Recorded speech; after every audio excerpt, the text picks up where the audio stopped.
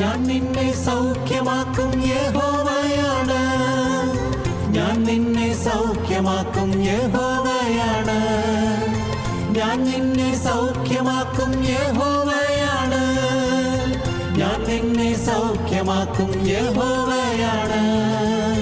തന്നടിപ്പിണരാൽ തന്നടിപ്പിണരാൽ തന്നടിപ്പിണരാൽ എനിക്കു സൗഖ്യം.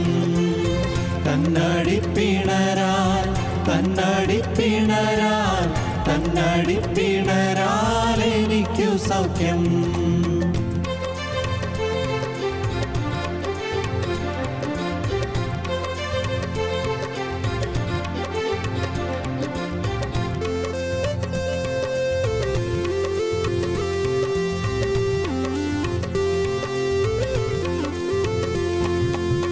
രോഗിക്കു വൈദ്യരൻ യേശുവാണല്ലോ, പാപിക്കു രക്ഷകരൻ യേശുവാണല്ലോ.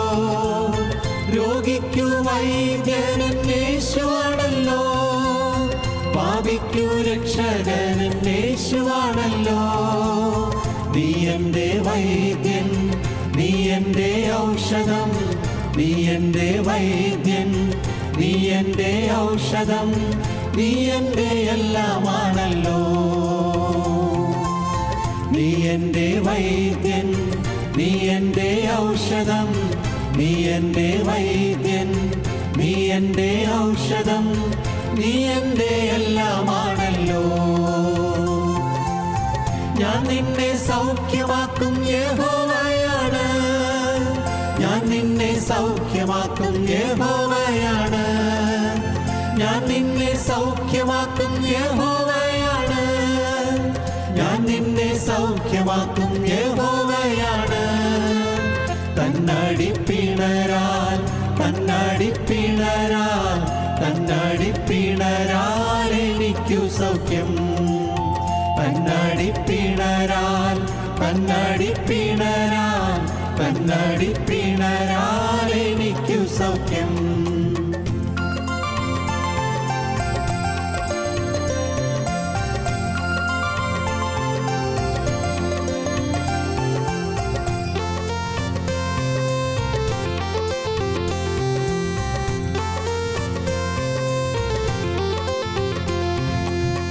രോഗിക്കു വൈദ്യൻ ഗിലെയാദിലുണ്ടല്ലോ, ഗിലെയാദിലെ ഔഷധ തൈലമുണ്ടല്ലോ. രോഗിക്കു വൈദ്യൻ ഗിലെയാദിലുണ്ടല്ലോ, ഗിലെയാദിലെ ഔഷധ തൈലമുണ്ടല്ലോ. യേശുവെ തൊട്ടാൽ അവൻ എന്നെ തൊട്ടാൽ, യേശുവെ തൊട്ടാൽ അവൻ എന്നെ തൊട്ടാൽ അത്ഭുത സൗഖ്യമുണ്ടല്ലോ. യേശുവെ തൊട്ടാൽ അവൻ എന്നെ തൊട്ടാൽ, യേശുവെ തൊട്ടാൽ അവൻ എന്നെ തൊട്ടാൽ അത്ഭുത സൗഖ്യമുണ്ടല്ലോ. ഞാൻ നിന്നെ സൗഖ്യമാക്കും യഹോവയാണ്. ഞാൻ നിന്നെ സൗഖ്യമാക്കും യഹോവയാണ്. ഞാൻ നിന്നെ സൗഖ്യമാക്കും യഹോവയാണ്. ഞാൻ നിന്നെ സൗഖ്യമാക്കും യഹോവയാണ്. തന്നടിപ്പിണരാൽ തന്നടിപ്പിണരാൽ തന്നടിപ്പിണരാൽ എനിക്കു സൗഖ്യം. തന്നടിപ്പിണരാൽ തന്നടിപ്പിണരാൽ തന്നടിപ്പിണരാൽ എനിക്കു സൗഖ്യം. ഞങ്ങളും ക്രൂശിക്കപ്പെട്ട ക്രിസ്തുവിനെ പ്രസംഗിക്കുന്നു. ദൈവനാമത്തിന് മഹത്വം ഉണ്ടാകട്ടെ. മനോഹരമായൊരു ഭാവന കേട്ടിട്ടുണ്ട്, വായിച്ചിട്ടുണ്ട്. ഒരു നല്ല വീട്, നല്ല നല്ല സൗകര്യമുള്ള വീട്. ആ വീടിൻ്റെ മുൻഭാഗത്ത് ഒരു നല്ല മനോഹരമായൊരു ഗാർഡൻ ഉണ്ട്. ധാരാളം പൂക്കളും പഴങ്ങളും എല്ലാം ഉള്ള ഗാർഡൻ. അവിടെ ഗാർഡനിൽ ഇരിക്കാൻ എന്തൊക്കെ ഒരു നല്ല ബെഞ്ച് അവിടെ ക്രമീകരിച്ചിട്ടുണ്ട്. ഇരുന്ന് വെയിലാറുമ്പോൾ കാറ്റ് കൊള്ളാനൊക്കെ ആയിട്ട് ക്രമീകരിച്ചിരിക്കുന്നതാണ്. അതിൽ ഒരു പ്രായമായ ഒരാളിരിക്കുന്നു. ഞങ്ങളുടെ മടിയിൽ ഒരു കൊച്ചുകുട്ടിയിരിക്കുന്നു. പ്രായമായ ആൾ കൊച്ചുകുട്ടിക്ക് പല കാര്യങ്ങൾ പറഞ്ഞു കൊടുത്തുകൊണ്ടിരിക്കുക. അവന് അനേകം കാര്യങ്ങൾ പറഞ്ഞു കൊടുക്കുന്നു. അവൻ കൗതുകത്തോടെ കേൾക്കുന്നുണ്ട്. അവൻ ബുദ്ധിയുള്ള കുട്ടിയാണ്, കേൾക്കുന്നുണ്ട്. അങ്ങനെ പറഞ്ഞു വന്നപ്പോൾ അനേകം ലോക സംഭവങ്ങളൊക്കെ പറഞ്ഞു വന്നപ്പോൾ ഇദ്ദേഹം പറഞ്ഞു, മോനെ, ഞാൻ ദൈവവിശ്വാസത്തിൽ ജീവിച്ചയാളാണ്. നീയും വിശ്വാസത്തിൽ വരണം, ദൈവവിശ്വാസത്തിൽ വരണം, നീയും ദൈവത്തെ എന്നും ദൈവത്തെ സ്നേഹിച്ച് ജീവിക്കണം. ഇങ്ങനെ പറഞ്ഞു വന്നപ്പോൾ ഈ മോൻ ചോദിച്ചു, അപ്പൻ്റെ ജീവിതത്തിൽ അപ്പൻ കണ്ടിട്ടുള്ളതിലേക്കും ഏറ്റവും ശ്രേഷ്ഠനായ വ്യക്തി ആരാണ്? അത് കർത്താവായ യേശു ക്രിസ്തു. അപ്പൻ കണ്ടിട്ടുണ്ടോ? ഉണ്ട്, ഞാൻ കണ്ടിട്ടുണ്ട്. അപ്പൻ അതിൻ്റെ അടുക്കൽ ചെന്നിട്ടുണ്ടോ? ഉണ്ട്, കണ്ടിട്ടുണ്ട്, ഞാൻ കാണാറുണ്ട്, ഞാൻ ചെന്നിട്ടുണ്ട്.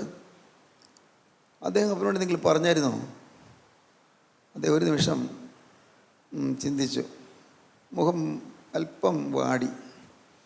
എന്നോട് പറഞ്ഞായിരുന്നു. അദ്ദേഹം പറഞ്ഞിട്ടുണ്ട്. എന്താ പറഞ്ഞത്? ഒക്കെ വിറ്റ് എല്ലാം ദരിദ്രർക്ക് കൊടുക്കുക, പിന്നെ വന്ന് എന്നെ അനുഭവിക്കാമെന്നാണ് പറഞ്ഞത്. എന്നിട്ട് അപ്പൻ അതനുസരിച്ചോ? അദ്ദേഹം മിണ്ടാൻ പറ്റുന്നില്ല. ആ മോനെ കയ്യിൽ പിടിച്ചുകൊണ്ട് അപ്പനകത്തേക്ക് പോയി. അതിനകത്ത് അദ്ദേഹത്തിൻ്റെ പ്രാർത്ഥനയ്ക്കകത്ത് കിടന്നു നിന്നിട്ട് അദ്ദേഹം നിലത്ത് മുട്ടുകുത്തി ഏങ്ങടിക്കാൻ തുടങ്ങി. കർത്താവേ, ഞാൻ അനുസരിച്ചില്ലല്ലോ, എന്നോട് പറഞ്ഞ വാക്ക് ഞാൻ അനുസരിച്ചില്ലല്ലോ. കർത്താവേ, ഞാൻ അനുസരിച്ചില്ലല്ലോ. കർത്താവേ, എനിക്ക് ഈ പ്രാവശ്യം മാപ്പ് തരുമോ? ഒരു പ്രാവശ്യം കൂടി മാപ്പ് തരുമോ? ആ മനുഷ്യൻ ഏങ്ങലടിച്ച് കരഞ്ഞു. ഇതൊരു ഭാവനയായിരിക്കാം, ഏതായാലും ഞാൻ വായിച്ച മനോഹരമായൊരു ചിത്രീകരണമാണ്. ദൈവത്തിന് സ്തോത്രം. എന്താണ് അതിൻ്റെ അർത്ഥം? ഈ ധനവാനായ മനുഷ്യൻ, പ്രമാണിയായ മനുഷ്യൻ, അവൻ്റെ ജീവിതത്തിൽ നിന്ന് കിട്ടിയ ഏറ്റവും മനോഹരമായ, ഏറ്റവും ശ്രേയസ്കരമായ ഒരു കൽപ്പന അവൻ അനുസരിച്ചില്ല. ന്യായപ്രമാണം അറിയാവുന്നവനാണ് അവൻ പ്രമാണിയായ മനുഷ്യനാണ്. അവൻ ദൈവത്തിൻ്റെ അടുക്കൽ വന്നു, സാക്ഷാൽ ക്രിസ്തുവിൻ്റെ അടുക്കൽ തന്നെ വന്നു. അവൻ ദൈവത്തോട് ചോദിക്കേണ്ട കാര്യം ചോദിച്ചു. നിത്യജീവനെ അവകാശമാക്കാൻ ഞാൻ എന്താണ് ചെയ്യേണ്ടത്? നിത്യജീവൻ പ്രാപിക്കാൻ എന്ത് ചെയ്യണം? ചോദിക്കേണ്ട ചോദ്യം ചോദിച്ചു. യേശു അവന് മറുപടി കൊടുക്കുകയും ചെയ്തു. നിനക്കുള്ളതൊക്കെയും വിറ്റ് ദരിദ്രർ കൊടുക്കുക, പിന്നെ വന്ന് എന്നെ അനുഗമിക്കുക. അവൻ ചിന്തിച്ച് കാണും, ഞാൻ ഇങ്ങനെ ഒരു സംഭവം കേട്ടിട്ടില്ലല്ലോ. യേശു ക്രിസ്തുവിന് പറയുക, പലരും ചെന്നിട്ടുണ്ട്, അവരെല്ലാം വിറ്റ് ദരിദ്രർ കൊടുത്തതായിട്ട് കാണുന്നില്ലല്ലോ. ആരോടും പറയാത്ത കൽപ്പന എന്നോടെന്താ ഇങ്ങനെ പറഞ്ഞത്? എന്നോട് എന്താ കർത്താവ് ഇങ്ങനെ പറയാൻ? ആരുടെയോടും കർത്താവ് അങ്ങനെ പറഞ്ഞതായി കാണുന്നില്ല. പടകും വലയും വിട്ട് പത്രോസ് അനുഗമിച്ചു, മറ്റേ ചുങ്കസ്ഥലം വിട്ട് മത്തായി അനുഗമിച്ചു. പക്ഷേ എന്നോട് അവരാരും ഇങ്ങനെയൊന്നും ഒരു കർത്താവ് പറഞ്ഞായിട്ട് കേട്ടിട്ടില്ല. പക്ഷേ എന്നോട് ഇങ്ങനെ പറയാൻ എന്താ കാരണം? അവന് മനസ്സിലായില്ല. അവൻ ദുഃഖിതനായി. നിത്യജീവൻ വേണമെന്ന് ആഗ്രഹമുണ്ട്, പക്ഷേ ഇതൊട്ട് സാധിക്കുന്നുമില്ല. വിൽക്കാൻ സാധിക്കുന്നില്ല, വിറ്റ് ദരിദ്രർക്ക് കൊടുക്കാൻ സാധിക്കുന്നില്ല. നിങ്ങളും കേൾക്കൂ. ഇത് കേൾക്കുമ്പോൾ നിങ്ങൾക്ക് തോന്നുമോ എല്ലാം വിറ്റ് ദരിദ്രർക്ക് കൊടുക്കാൻ? തോന്നുകയില്ലല്ലോ. കർത്താവ് അങ്ങനെ പറയുന്നുമില്ല. എന്താ ഇതിൻ്റെ അർത്ഥം? നിങ്ങൾക്കുള്ളതെല്ലാം പിറകിലേക്ക് മാറ്റിയിട്ട് അതിനെല്ലാറ്റിനേക്കാളും മുമ്പ് ക്രിസ്തു എന്ത് പറഞ്ഞാൽ ഞാൻ അനുസരിക്കും. ദൈവത്തിന് സ്തോത്രം. ഞാൻ ഒരവസരത്തിൽ വിശുദ്ധ പുരുഷനോട് ഞാൻ തനിയെ ഇരുന്നപ്പോൾ ചോദിച്ചു, ഞാൻ എൻ്റെ ജീവിതത്തിൽ ഒരു കാര്യം, ഞാൻ തെറ്റില്ലാത്ത കാര്യം, ഞാനത് വേണ്ടാന്ന് വയ്ക്കണമെന്ന് ചോദിച്ചു. അദ്ദേഹം പറഞ്ഞു, യോഹന്നാൻ സാർ, ഇപ്പോഴത് വേണ്ട, ഇപ്പോൾ അങ്ങനെ ചിന്തിക്കേണ്ട, പ്രാർത്ഥിച്ചുകൊണ്ടിരുന്നാൽ കർത്താവ് അതിനുള്ളതായ കൃപയും ബലവും തരും. ദൈവത്തിന് സ്തോത്രം. പ്രിയപ്പെട്ടവരെ, ജീവിതത്തിൽ ദൈവത്തിൻ്റെ ഇഷ്ടത്തിന് വേണ്ടി എന്തും ചെയ്യാനും തയ്യാറാകുക. 1973 മറ്റും ആത്മീയങ്ങളോട് ഉണ്ടായപ്പോൾ ഞാൻ പപ്പായോട്ട് കാര്യം ചോദിച്ചു, ഞാൻ ജോലി രാജിവെച്ച് കർത്താവിൻ്റെ വേലയ്ക്കായിട്ട് ഇറങ്ങണമോ? വേണ്ട, ഇപ്പോൾ ജോലി രാജിവെക്കണ്ട, വരട്ടെ. അതെങ്ങനെയാണ് വേണ്ടി വന്നാൽ അതിനവസരം കർത്താവ് തരും. ദൈവത്തിന് സ്തോത്രം. ദൈവം ഓരോരുത്തരെക്കുറിച്ചും ഓരോ വിധത്തിലാണ് കാണുന്നത്. നമ്മുടെ ജീവിതത്തിൽ നമ്മെ പറ്റി പിടിച്ചിരിക്കുന്ന എന്താണ്? മുറുകെ പറ്റുന്നത് എന്താണ്? നാം എറിഞ്ഞിട്ടും വിട്ടുപോകാത്തതായിട്ട് എന്തുണ്ട്? വേണ്ടെന്ന് വിചാരിച്ചിട്ടും വിട്ടുപോകാത്ത എന്തുണ്ട്? അതെല്ലാം മാറ്റുക. എന്തെല്ലാം വേണ്ട എന്ന് വിചാരിച്ചു, വിട്ടുപോകുന്നില്ല, പക്ഷേ എനിക്കത് വിട്ടുപോയേ പറ്റൂ എന്ന് നിങ്ങൾ തീരുമാനിക്കുക. നല്ല കാര്യങ്ങളായിരിക്കാം. പണം ഉണ്ടാക്കുന്ന നല്ല തെറ്റൊന്നുമല്ല, സമ്പത്തുണ്ടാക്കുന്ന തെറ്റല്ല. എത്രയോ നല്ല കാര്യങ്ങൾ ചെയ്യാൻ പറ്റും, തീർച്ചയായിട്ടും എത്രയോ നല്ല കാര്യങ്ങൾ ചെയ്യാൻ പറ്റും. സാധുക്കൾക്ക് സഹായിക്കാമല്ലോ, പാവപ്പെട്ടവർക്ക് സഹായിക്കാമല്ലോ. ദൈവത്തിന് സ്തോത്രം. ദൈവത്തിന് വലിയ നാമം മഹത്വപ്പെടട്ടെ. പ്രിയപ്പെട്ടവരെ, ഞാൻ പറഞ്ഞത് ഇങ്ങനെയുള്ള കാര്യങ്ങളെല്ലാം ചെയ്യുന്നത് നല്ലത് തന്നെ, സംശയമില്ല. പക്ഷെ അപ്പോൾ രൂപ ഉണ്ടെങ്കിൽ അതൊക്കെ ചെയ്യാം, തീർച്ചയായിട്ടും ചെയ്യാം. പക്ഷേ അതുകൊണ്ടൊന്നും ദൈവത്തിൽ പോകില്ല. അതാണ് എനിക്ക് കിട്ടിയ ഉൾക്കാഴ്ച. അതാണ് അങ്ങനെ എന്തെങ്കിലും ചെയ്തു എന്നുള്ളത് കൊണ്ടൊന്നും ദൈവം അത് വിലമതിക്കുന്നില്ല. അത് മനുഷ്യരുടെ അരികിൽ മാനം കിട്ടി, മനുഷ്യർ നല്ലത് പറഞ്ഞു, അപ്പോൾ എനിക്ക് പ്രതിഫലം കിട്ടിപ്പോയി. ആളുകൾ അതിനെക്കുറിച്ച് നല്ലത് പറയുന്നു, പ്രതിഫലം കിട്ടിപ്പോയി. സ്വർഗത്തിൽ പ്രതിഫലമില്ല. ഈ ഭൂമിയിൽ പ്രതിഫലം കിട്ടിപ്പോയാൽ സ്വർഗത്തിൽ പ്രതിഫലമില്ല. ഞാനീ പറയുന്നത് അല്പം ആഴമുള്ള കാര്യങ്ങളാണ്, നിങ്ങൾക്ക് മനസ്സിലാക്കിയാൽ നല്ലതാണ്. പ്രതിഫലം, സ്വർഗത്തിൽ പ്രതിഫലം വേണം, നിത്യതയിൽ പ്രതിഫലം വേണം. ദൈവത്തിന് സ്തോത്രം. ഏതെങ്കിലും കാര്യങ്ങളിൽ നമുക്ക് ഒരു ദുരഭിമാനം തോന്നി അത് ചില അവകാശവാദങ്ങളായി മാറും. ഞാൻ ഇന്നത് ചെയ്തില്ലേ, ഇന്ന കാര്യം ചെയ്തില്ലേ, ഇന്ന നല്ല കാര്യം ഞാൻ ചെയ്തില്ലേ, പിന്നെ കർത്താവ് എന്താ എൻ്റെ പ്രാർത്ഥന കേൾക്കാഞ്ഞത്? ഇങ്ങനെ ചിന്തിക്കുന്ന ആളുകളുണ്ട്. യേശുക്രിസ്തുവിൻ്റെ പ്രാർത്ഥന കേൾക്കാത്തത് എന്താണ്? യേശുക്രിസ്തു എന്നോട് കരുണ കാണിക്കാത്തത് എന്താണ്? ഞാൻ ഇത്രയും നല്ല കാര്യങ്ങളൊക്കെ ചെയ്തു, ഞാൻ ഉറക്കളച്ച് കർത്താവിൻ്റെ വേല ചെയ്തു, ഞാൻ കഷ്ടപ്പെട്ട് കർത്താവിന് വേണ്ടി അധ്വാനിച്ചു, എന്നിട്ടും കർത്താവ് എൻ്റെ കാര്യം നോക്കാൻ ഞാൻ എന്താണ്? എൻ്റെ മോൾക്ക് അല്ലെങ്കിൽ എൻ്റെ മോന് ഒരു അഡ്മിഷൻ തരാൻ ഞാൻ എന്താണ്? ഇങ്ങനെ ചിന്തിക്കുന്ന ആളുകളുണ്ട്. തെറ്റായ ചിന്താഗതിയാണ്, വളരെ ബാലിശമായ ചിന്താഗതി. എന്നാൽ കേൾക്കൂ, നിങ്ങൾക്ക് ഒന്നിലും ഒരവകാശവാദം പറയാനില്ല, ക്ലെയിം ചെയ്യാനില്ല. സ്തോത്രം. ഞാൻ പഠിച്ചു, ധാരാളം പഠിച്ചു. ദൈവത്തിന് സ്തോത്രം. അവകാശവാദങ്ങളെല്ലാം താഴെ വെച്ചു. എനിക്ക് ശരിയെന്ന് തോന്നിയതും നല്ലതെന്ന് തോന്നിയതുമായ കാര്യങ്ങൾ ചെയ്തതെല്ലാം ഞാൻ താഴെ വെച്ചു. കർത്താവേ, എനിക്ക് സ്വർഗത്തിലാണ് പ്രതിഫലം വേണ്ടത്, ഇവിടെയല്ല പ്രതിഫലം വേണ്ടത്. ഇവിടെ മനുഷ്യൻ എന്നെ മാനിക്കുന്നു എന്നുള്ളതിൽ യാതൊരു കാര്യവുമില്ല. ദൈവത്തിന് സ്തോത്രം. ഞാൻ കഴിഞ്ഞ ദിവസം പറഞ്ഞല്ലോ, ഇവിടെ കോളേജ് തുടങ്ങിയ കാലത്ത് പ്രീഡിഗ്രിക്ക് ഫീസ് വേണമായിരുന്നു. ഈ ഹൈ റേഞ്ചിൽ നിന്ന് വന്ന ഒരു ചെറുപ്പക്കാരൻ ഞാൻ അവൻ്റെ മുഴുവൻ ഫീസും കൊടുത്ത് അവനെ പഠിപ്പിച്ചു. ഒരു പരിചയം എനിക്കുണ്ടായിട്ടില്ല. എന്നാൽ എനിക്കതിൽ വലിയ ക്രെഡിറ്റ് ഒന്നും തോന്നിയില്ല. ദൈവം കൃപ ചെയ്തു, അത് ചെയ്യുന്നത് നല്ല ഉപകാരമാണല്ലോ എന്ന് മാത്രമേ ചിന്തിച്ചുള്ളൂ. പക്ഷേ പിന്നെ കുറേ നാളുകൾക്ക് ശേഷം അവന് അവിടെ പഠിത്തമൊക്കെ കഴിഞ്ഞ് അവന് എറണാകുളത്ത് പോസ്റ്റ് ഓഫീസിൽ ജോലി കിട്ടിയെന്ന് കേട്ടു. സന്തോഷമായി. പക്ഷേ അവൻ പിന്നെ എന്നെ കാണാൻ വന്നില്ല. പക്ഷേ സന്തോഷമായി. ഞാൻ വിവരങ്ങളൊക്കെ അറിഞ്ഞു. ഒരു ദിവസം ഞാൻ എറണാകുളത്ത് ബോട്ട്ചട്ടിയുടെ അടുത്തുള്ള റോഡെ ഞാൻ നടന്നു വരികയായിരുന്നു. എവിടെ കടയിൽ നിന്ന് കയറിയിട്ട് നടന്നു വരികയായിരുന്നു. അപ്പോൾ ഭാഗ്യം, അവൻ നേരെ എതിരെ വരുന്നു. അത് കണ്ടപ്പോൾ എനിക്കൊരു സന്തോഷമായി. കുറേ നാളായിട്ട് അവനെ കണ്ടിട്ടില്ലല്ലോ, കാണാമല്ലോ, ഒന്ന് മിണ്ടാവല്ലോ എന്നൊക്കെ വിചാരിച്ചു. ഞാൻ നടക്കുമ്പോൾ പെട്ടെന്ന് അവൻ എന്നെ കണ്ടു. അവൻ്റെ മുഖം എൻ്റെ നേരെ നിന്ന് മനസ്സിലാക്കി. പെട്ടെന്ന് അവൻ വെട്ടിത്തിരിഞ്ഞ് നേരെ വേറെ ഒഴുവഴിയിൽ കൂടി അവൻ മാറിപ്പോയി. അപ്പോൾ എനിക്ക് തോന്നി, കഷ്ടം, ഞാൻ അത്രയും സഹായിച്ച് പഠിച്ചതിന് എന്നൊരു നന്ദി ഉണ്ടായില്ലല്ലോ തോന്നി. പക്ഷേ കുഴപ്പം എന്താണെന്നറിയാമോ? അങ്ങനെ അവൻ എന്നോട് നന്ദി ഉണ്ടായില്ലല്ലോ എന്ന് ഞാൻ ചിന്തിച്ചപ്പോഴേക്കും എന്നുള്ള ദൈവകൃപ പോയി, എന്നുള്ള ദൈവസ്നേഹം പോയി, ആത്മാവിൻ്റെ കൃപ പോയി. ദൈവത്തിന് സ്തോത്രം. ഞാൻ പിന്നെ എവിടെ വന്നിരുന്ന് പ്രാർത്ഥിച്ചപ്പോൾ ആത്മാവിൻ്റെ ബന്ധം കിട്ടുന്നില്ല. എൻ്റെ കർത്താവേ, പരിശുദ്ധാത്മാവിൻ്റെ ബന്ധം കിട്ടുന്നില്ല. പിന്നെ എന്ത് വേല എന്ന് പറഞ്ഞാൽ എന്താ പ്രയോജനം? ആത്മാവ് വരുന്നില്ല. കർത്താവ് കാണിച്ചു തന്നു, നിനക്കൊരു ക്ലെയിം ഉണ്ടായിരുന്നു, നീ എന്തെങ്കിലും ഉപകാരം ചെയ്തെങ്കിൽ അവർ നിന്നെ സ്നേഹിക്കണമെന്നും മാനിക്കണമെന്നും നിനക്കൊരു ആഗ്രഹം ഉണ്ടായിരുന്നു.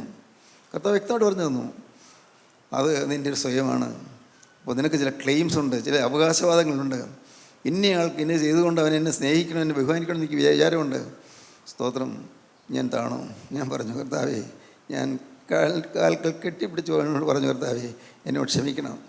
ആരുടെയും ബഹുമതി എനിക്ക് വേണ്ട, ആരുടെയും പ്രീതി എനിക്ക് വേണ്ട, ആരുടെയും ബഹുമാനവും സ്നേഹവും ഒന്നും വേണ്ട. എനിക്ക് എൻ്റെ യേശുവിൻ്റെ സ്നേഹം കിട്ടിയാൽ മാത്രം മതി, വേറെ ഒന്നും വേണ്ട. സ്തോത്രം. അപ്പോൾ നിറപടിയായി സ്നേഹം തന്നു. പ്രിയപ്പെട്ടവരെ, നമ്മുടെ ജീവിതത്തിൻ്റെ ഓരോരോ കാര്യങ്ങൾ നോക്കണം. നമുക്കൊന്നിലും അഭിമാനിക്കാനില്ല. ഏതെങ്കിലും നല്ല കാര്യം ചെയ്യാൻ സാധിച്ചെങ്കിൽ കൃപയെന്ന് മാത്രം, ദൈവത്തിൻ്റെ കൃപ. അത് എൻ്റേതല്ല എന്ന് കാണണം, എൻ്റേതല്ല. നല്ലപോലെ ജോലി ചെയ്യാൻ സാധിച്ചോ? ദൈവത്തിൻ്റെ കൃപ. നല്ലതുപോലെ പാടാൻ സാധിച്ചോ? ദൈവത്തിൻ്റെ കൃപ. നല്ലപോലെ വചനം പറയാൻ സാധിച്ചോ? ദൈവത്തിൻ്റെ കൃപ. നല്ലതുപോലെ നിങ്ങളുടെ ഓഫീസിൽ പ്രവർത്തിക്കാൻ സാധിച്ചോ? ദൈവത്തിൻ്റെ കൃപ. എൻ്റേതല്ല. എൻ്റേതെന്ന് പറയുന്നത് പാവം മാത്രമേ ഉള്ളൂ. കർത്താവേ, നല്ലത് എൻ്റേത് മാത്രം. ദൈവത്തിൻ്റെ സ്തോത്രം. ക്ലെയിംസ് എല്ലാം വിടുക. ഈ ചെറുപ്പക്കാരന്, അവന് പ്രമാണിയാണ്, അവന് നിത്യജീവൻ വേണമെന്ന് ആഗ്രഹമുണ്ട്, കൽപ്പനകൾ പ്രമാണിച്ചു വരുന്നതിനാണ്. പക്ഷേ അവൻ ദുഃഖിതനായി പോയി കളഞ്ഞു. അവന് ദുഃഖമുണ്ടായി. ഇത് ചെയ്യാൻ സാധിക്കുന്നില്ല, പക്ഷേ സാധിച്ചു പറ്റുമെന്ന് കർത്താവ് പറയുകയും ചെയ്യുന്നു. എന്തു ചെയ്യും? ആ രണ്ട് ചിന്തകളുടെ അവൻ്റെ മനസ്സ് അങ്ങ് ഞെരുങ്ങി. അകത്തൊരു കോൺഫ്ലിക്റ്റ്, അകത്തൊരു അന്തസംഘർഷം ഉണ്ടായി. വിൽക്കണോ?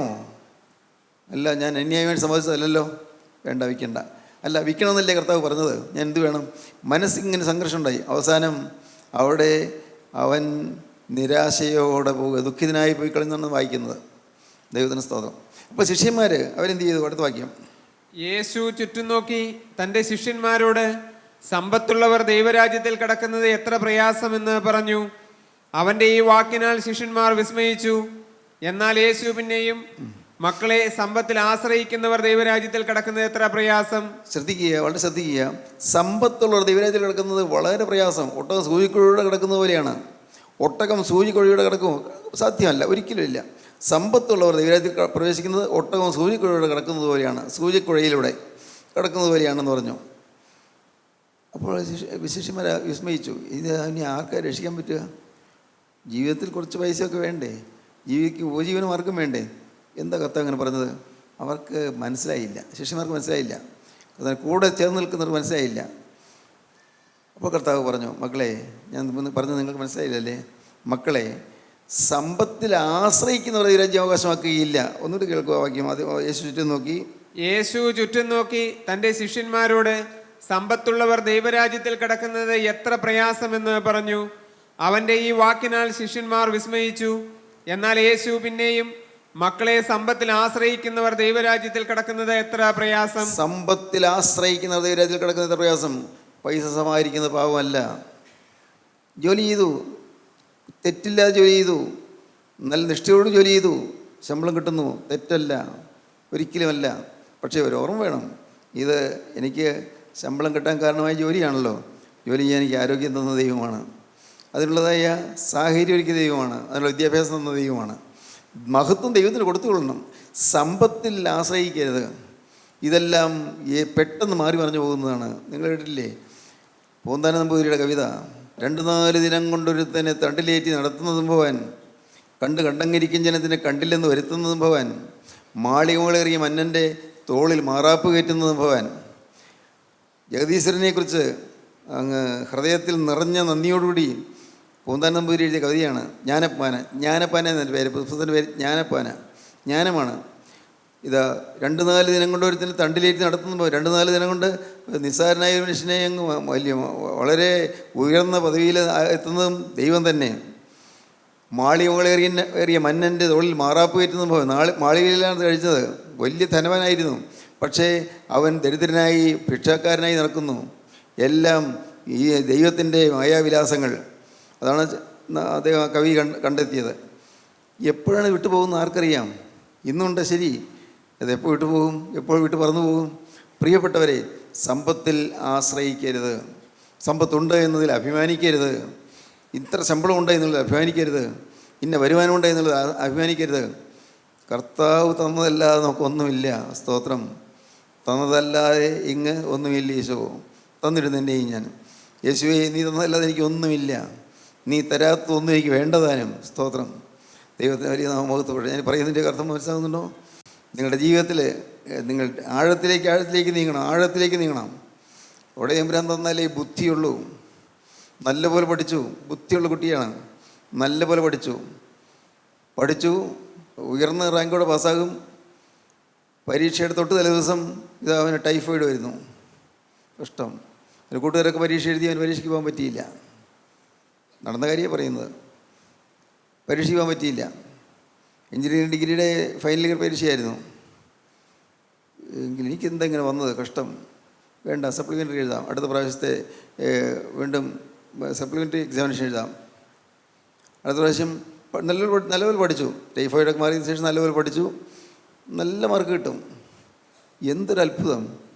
അതും പരീക്ഷ തലേ ദിവസം അവന് ടൈഫോയിഡ് തന്നെ. വീണ്ടും ടൈഫോയിഡ്, വീണ്ടും രോഗം. ആസകലം കുളിർന്ന് വിറയ്ക്കുന്നു, അസ്വസ്ഥത, വയറിൽ സുഖമില്ല, വിഷമിച്ചു. പരീക്ഷയ്ക്ക് പോകാൻ പറ്റിയില്ല. എന്താണ് ഇങ്ങനെ വന്നത് ആർക്കറിയാം? ദൈവത്തിന് സ്തോത്രം. പ്രിയപ്പെട്ടവരെ, ഇന്ന് ഭാഗ്യവശാൽ ആ ചെറുപ്പക്കാരൻ പിന്നെ പരീക്ഷ എഴുതി ഉയർന്ന നിലയിൽ ഇപ്പോൾ ജീവിക്കുന്നു, വളരെ ഉയർന്ന നിലവാരത്തിൽ ജീവിക്കുന്നു. നമ്മുടെ ജീവിതത്തിൽ ഒന്നിലും ആശ്രയിക്കരുത്.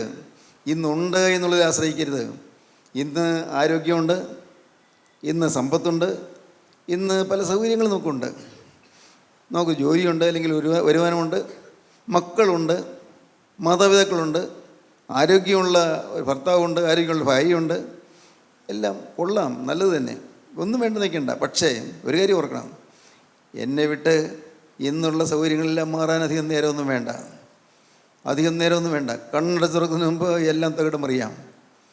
ഞാൻ ടി വിയിൽ കണ്ടു, ന്യൂസ് ചാനലിൽ കണ്ടു. കുറേ വർഷങ്ങൾക്ക് മുമ്പല്ലേ ലത്തൂരിലെ ഭൂകമ്പം, ലത്തൂരിലെ വലിയ ഭൂകമ്പം ഉണ്ടായില്ലേ, ബോംബെക്കടുത്ത് വലിയ ഭൂകമ്പം. ഒരു വലിയ കെട്ടിടം മുഴുവൻ, അനേകം നിലകളുള്ള കെട്ടിടം മുഴുവൻ, അനേകം ഫ്ലാറ്റുള്ളതാണ്. കെട്ടിടം മുഴുവൻ നിലം പൊത്തി, എല്ലാം പൊട്ടിത്തകർന്നു. അതിൻ്റെ ഉടമസ്ഥൻ അദ്ദേഹം മാത്രം രക്ഷപ്പെട്ടു. ഭാര്യയും പോയി, മക്കളും പോയി, എല്ലാം മരിച്ചു. അദ്ദേഹം മാത്രം രക്ഷപ്പെട്ടു. അദ്ദേഹം റോഡരികിൽ ഇങ്ങനെ ഇരിക്കുകയാണ്. റോഡരികിൽ കിടപ്പാടമില്ല. എത്രയോ പേർക്ക് വാടകയ്ക്ക് വീട് കൊടുത്തിരുന്ന, ഈ ഫ്ലാറ്റുകളെല്ലാം വാടകയ്ക്ക് കൊടുത്തിരുന്നതാണ്. എന്തു വലിയ വരുമാനം ഉണ്ടായിരുന്ന ആൾ, എല്ലാം പോയി. അദ്ദേഹം റോഡരികിൽ ഇരിക്കുകയാണ്. പാവം, ആരും തിരിഞ്ഞു നോക്കുന്നുമില്ല. പാവം അവിടെ ഇരിക്കുകയാണ്. അപ്പോഴാണ് ഈ പാവപ്പെട്ടവർക്ക് ഭക്ഷണപ്പൊതി കൊടുക്കാൻ, ഇങ്ങനെ അവശരായി പോയവർക്ക് ഭക്ഷണപ്പൊതി കൊടുക്കാനായിട്ട് ഒരു ലോറി വരുന്നു. എല്ലാവരും കൂടി ചെന്ന് ഈ ആഹാരം സാധനം വാങ്ങിക്കാൻ, കാരണം സ്വന്തമായിട്ട് ആഹാരം ഇല്ലല്ലോ, വീടും കൂടി നശിച്ചവരാണല്ലോ. എല്ലാവരും കൂടി, ഇദ്ദേഹം കൂടെ പോയി. ഇദ്ദേഹത്തിന് ഓടി അവിടെ എത്താൻ പറ്റിയില്ല. ചെന്നവർക്ക് ഭക്ഷണപ്പൊതി കിട്ടി. അവസാനം ഇദ്ദേഹത്തിന് ഭക്ഷണപ്പൊതി കിട്ടിയില്ല, ഓടിയെത്താൻ പറ്റിയില്ല. അദ്ദേഹം നിരാശയോടെ വീണ്ടും വന്ന് തലയ്ക്ക് കൈ താങ്ങി ഇങ്ങനെ ഇരിക്കുകയാണ്.